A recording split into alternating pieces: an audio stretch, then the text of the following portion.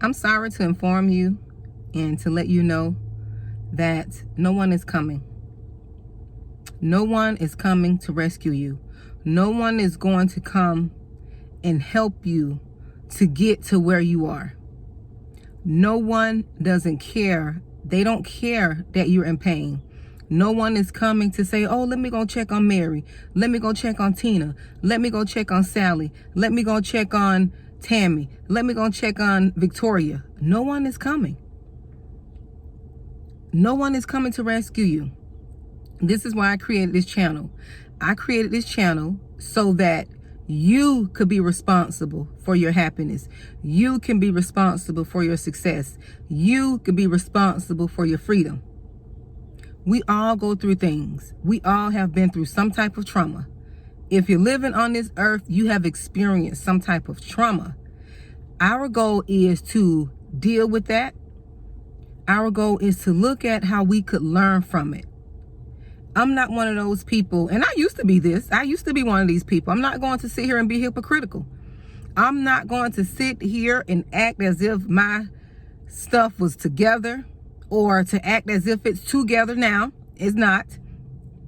But what I will say is I was the type that blamed my parents. I blamed my mom and dad. You know, I was like, if only I would have had a mom and dad who did not do drugs, my life would have been like this. My life would have been like that. I would have experienced XYZ. If only I didn't go through the abuse I went through as a teenager, my life would have been like this. My life would have been like that.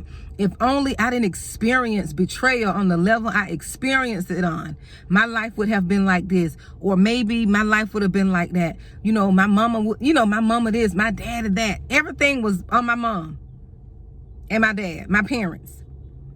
Everything was on them, right? And rightfully so when I was younger, because I didn't understand. But once I became an adult, now it's my job. It was my responsibility to get out of the pain and the hurt that I was going through. I could no longer blame my mom because I'm an adult now, right? I could no longer blame my dad, right? Whatever I went through when I was younger, that was that. I got to deal with it. Oh, I ran for years. I ran just like some of you are running. We don't want to face ourselves. We don't want to face our truth because it's painful. It is painful, man. It's painful. It is painful to face yourself. It is painful to deal with issues that you know you have to get through yourself. It is painful. When I first started my personal development journey, see, I was a runner. You know, when you're dealing with people who've been traumatized, they got all these different responses. I only know a lot of this stuff from experience. Some of the things I know by researching, but I know a lot of the things that I know from experience. Looking at my own self, analyzing my own self, journaling, studying myself, thinking about why I responded the way I did, thinking about why I said things the way I said them or behaved the way I behaved. I studied myself. I'm the type, I had to learn to self-reflect. But I remember I was in graduate school, and I tell this story often. Like when I was younger, Department of Children and Families, I don't know what they call it now. I don't know. It used to be DCF back then. I don't know. They call it something else now. I don't know. But it's the department that's supposed to monitor kids or step in when children are being neglected or abused or something like that, right? It is that organization. But I remember when I was younger, my siblings and I, we were getting ready to be taken away from my mom, right? Because my mom, she was on drugs, and she left us home by ourselves. And at a young age, I just sensed something was going on. Something was going on when the lady arrived to our house, right? I just knew it. That's why I knew I had a superpower. When I knew, I just sensed something was going on. When this lady showed up to our house when I was around 5 years old. She showed up. I knew something was going on. And we lived down the street from my grandmother, right? And we lived down the street from my grandmother. When the lady came and knocked on the door, I knew she meant business. She was there for something. And I ran. Oh, I ran. I ran down the street to my grandmother's house, and I was crying. And I told my grandmother, my grandfather, I'm like, Grandma, don't let them take us. Granddad, don't let them take us. And ever since then, I've been running. And I shared that story with you because I've been a runner ever since, right? I've been a runner. I was afraid to confront people. I was afraid to, get involved in conflict. I was afraid of offending people. I was afraid of making people upset. I just was afraid of everything because I had undealt with trauma. I was afraid. And I remember I was in graduate school and I went to this, Christian community college, and we were having a discussion in class, and I had an open vision. I don't remember what we were talking about, but I had an open vision. And some people have those things, right? I had an open vision, and I saw myself running. I saw that little girl that was running when I was 5. I saw her when I was in graduate school. I went through this trans, and I saw myself running from all my issues, all my problems, running from people, afraid to confront people. I was just running. And God dealt with me right there in that class and told me that it was time to stop running. It was time to stop running. And I shared that story to encourage someone who's listening to this, because I don't want you to come on this this YouTube video and think you're looking at me, you're thinking I haven't gone through nothing. You're thinking I got myself all together. No. This journey is part of my healing. This YouTube channel is part of my healing also. My next level of healing. So I come and I share stories with you all so that you can see where I'm coming from. And I'm not on here faking the funk, and I'm just not here telling you what you should be doing, and I haven't gone through anything. Oh no, I've been through hell and back. Oh, I've been through some hell and I've been back. Okay, I've been to hell and back quite a few times. Right? This is literally hell on earth. I've been there. Right? Okay. So when I was in grad school, I had this open vision. And it was at that moment God showed me I had to stop running. I saw my little self, 5 years old. I saw myself running down the street in that vision, running down the street, running from that lady because she was there to take us from my mom. And it was then God said, it's time for you to stop running. Time for you to stop running from your childhood issues.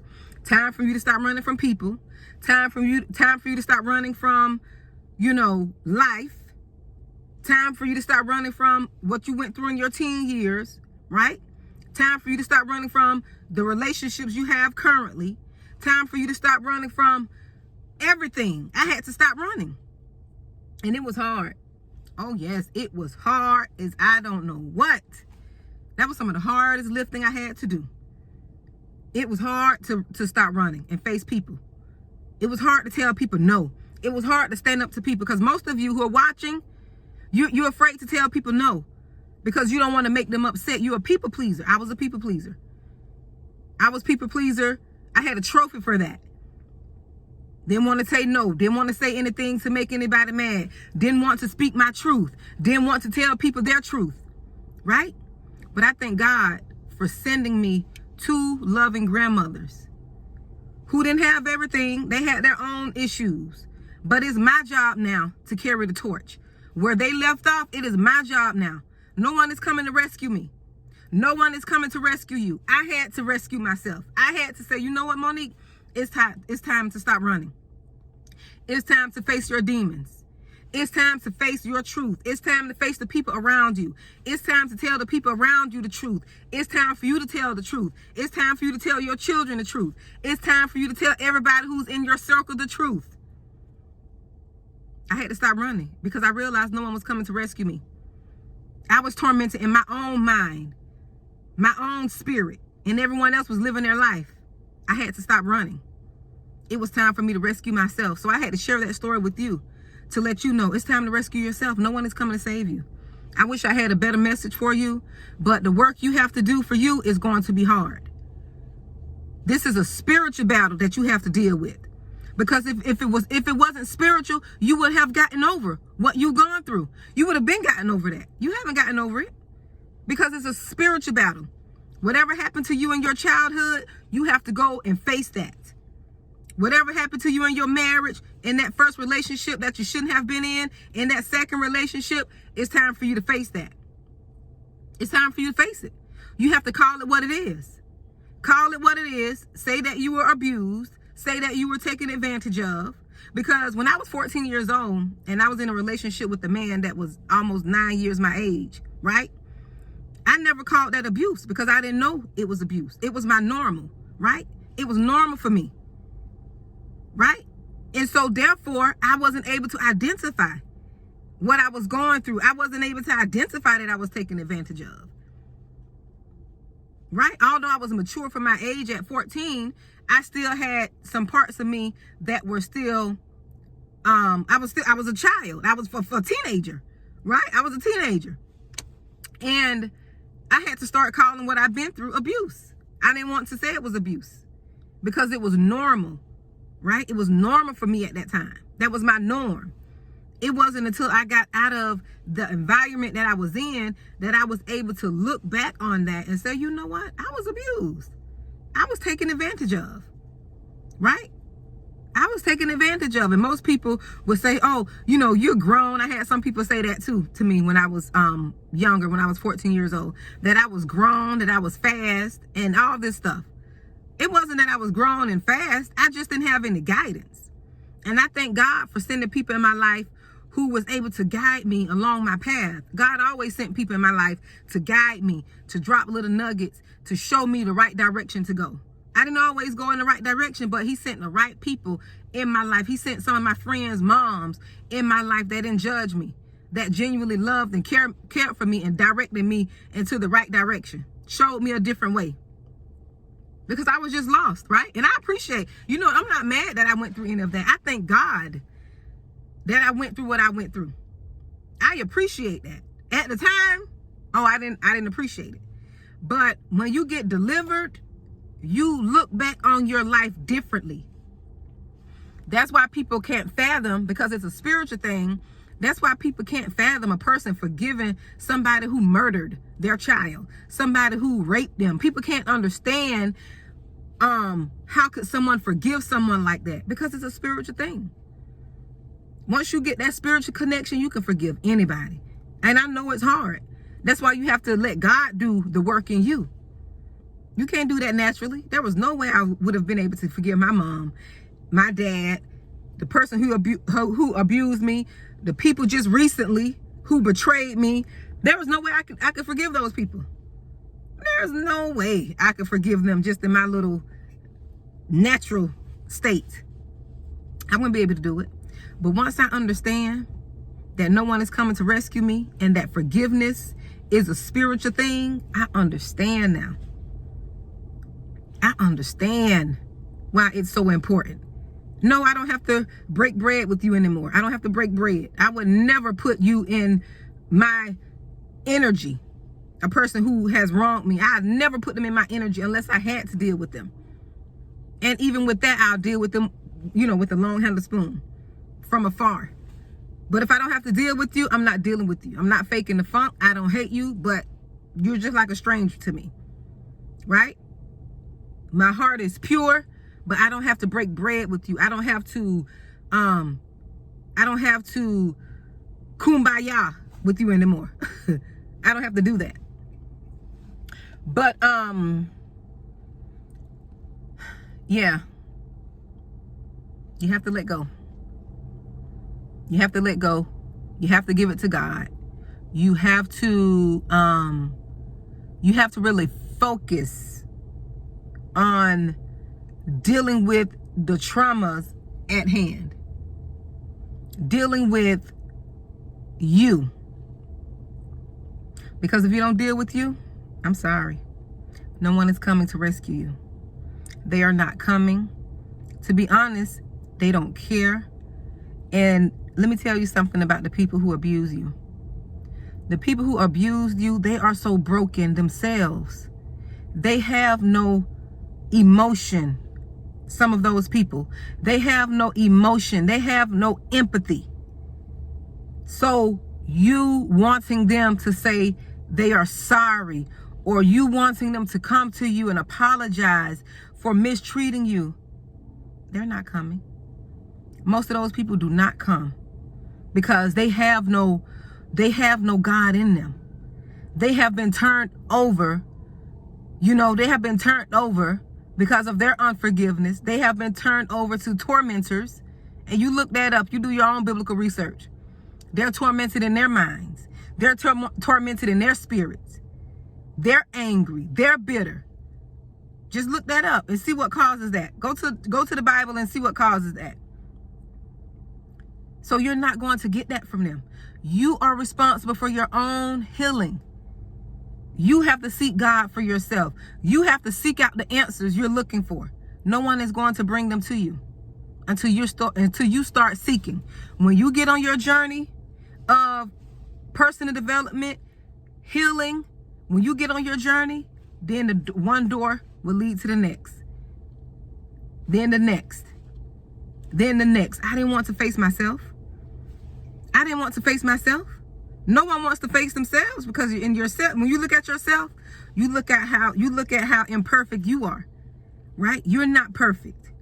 So when you start looking at yourself and see all the wrong that you have done, God is going to make you remember, oh, you've mistreated somebody.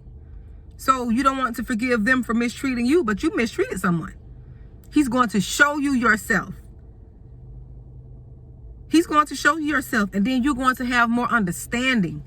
You're going to be able to forgive easily once you see how you need to be forgiven for the things that you've done. That's what happened to me. When I realized I did things and I needed to be forgiven for some of the things that I've done, it was easier for me to forgive other people. It was easier for me to forgive them. Now, that doesn't mean that I put myself in a situation to allow them to keep hurting me. No, we have to be smart. We have to be wise. But I was able to forgive people. Does that mean I give them my energy and my time? No, that doesn't mean that. Do I mean that I invite them over to my house and we sit down and we have a brunch? Doesn't mean that, unless you're led to do that. Unless God is leading you to restore that relationship. He'll let you know. He'll let you know if you need to restore a relationship or not. Rekindle. Because people do change. People learn and grow, but you'll know if a person learned and have grown. They'll come back with a sincere apology. God will deal with them so much, they'll come back and apologize if that relationship needs to be rekindled. And you'll know it's sincere. You'll know it. But I want to come talk to you. No script. This off the cuff as usual. No one is coming to rescue you. You have to do your own work. I wish I had a better message, as I've stated before, but they're not coming. They don't care. You have to care. You have to do the heavy lifting. You have to rescue yourself.